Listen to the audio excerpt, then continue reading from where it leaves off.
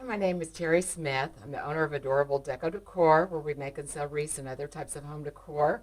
Today I'm going to show you how to make this beautiful sugared fruit for wreaths and arrangements.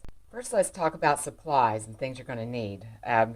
I like to start out with 3 paper plates, and I'll show you why here in a second. Um, you're going to need a foam paintbrush, or you could use an ordinary paintbrush, but we're going to be using Mod Podge. That's very hard to clean out of a paintbrush in my experience, so I like to just use one of these inexpensive foam paintbrushes that I can just pitch after it's done. I like to use the outdoor Mod Podge. You can see that there. I have to tell you, mine is a little thick. It's kind of old. I don't do this all that often, just usually once a year. But it's a little thick, but we're going to deal with it. Now, there's 2 finishes that you can get that I'm aware of. You can get the glittery, shiny sugared effect, like what this is my preference, or you can get more of a matte look. See, it got the sugared matte look where it's not quite so sparkly. Either one is fine, but it does make a difference than what you're going to use. For the sparkly, you're going to need some crystal craft cut glitter. This is what I use. Okay. And then you're also going to need some of the fine. It's crystal diamond extra fine glitter. Right here. And I got both of these at Joann's, and I'm sure about any hobby place will have them. Now, if you want the more matte look, like this, you're going to need some embossing powder. That's what that looks like. Ultra thin embossing powder, clear. So, but today we're going to be working on the sparkly. that's my preference. All right, so first off, I just get an amount of the Mod Podge out.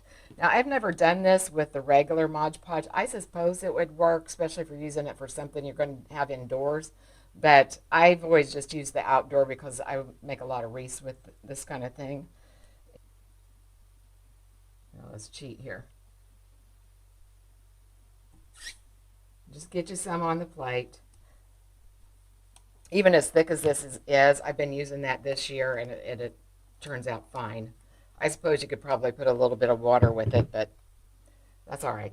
Now, first thing we're going to do, I forgot to tell you, you're going to need a skewer or something to hold your whatever you're going to be using, okay? So I'm going to get a skewer.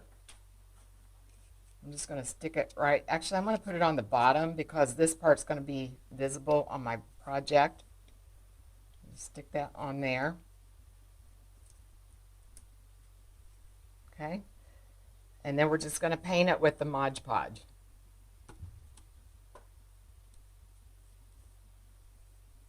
And don't be stingy with it. Glob it on there pretty thick. Make sure you're getting all the spots.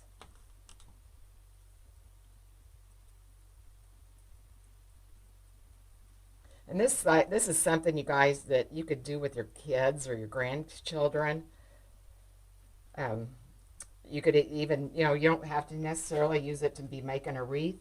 You could be using it to fill a fruit bowl for your kitchen table or something like that.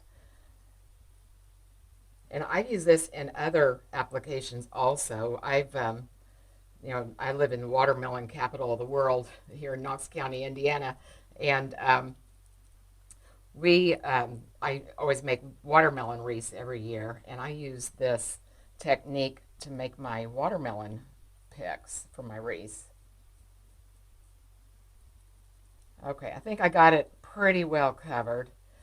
And don't worry too much if it kind of globs up on the bottom or any place like that. When it dries, it's going to be clear. All right, so now we're going to start out with the larger crystals, the craft cut glitter.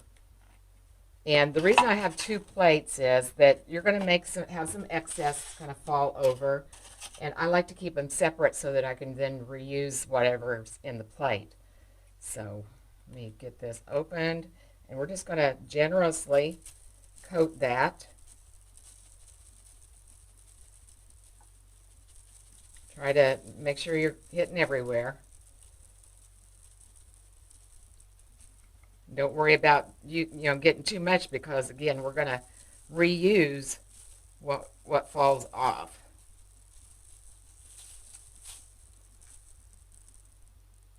I'll get up here on the top.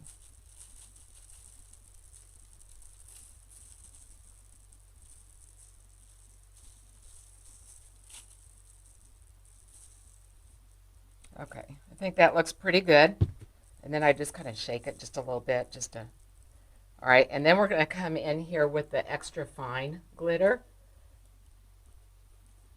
And this will fall down into those in-between spaces that the larger crystals might have missed. Oh, I forgot to change my place. Back over here.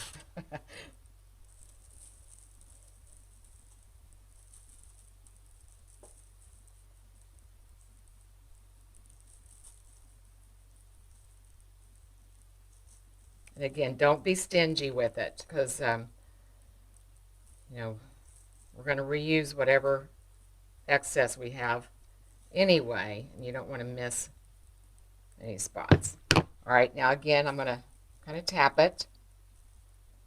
And now we're going to need to let it dry. I usually let it dry at least 24 hours.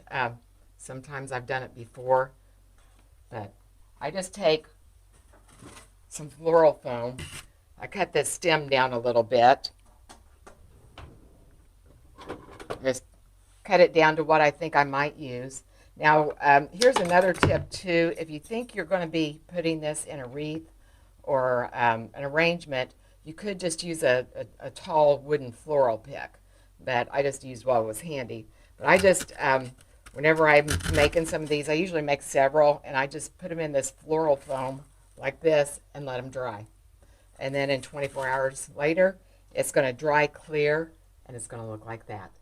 Now, if you wanted to make the more matte look, such as this little pomegranate, then you would just do the same thing. You'd put the Mod Podge on like we did the apple, and then just sprinkle it with some of this embossing powder, and that's that. So if you like tutorials like this, be sure you like and subscribe, and look forward to having more wreath making and artificial floral tips coming your way.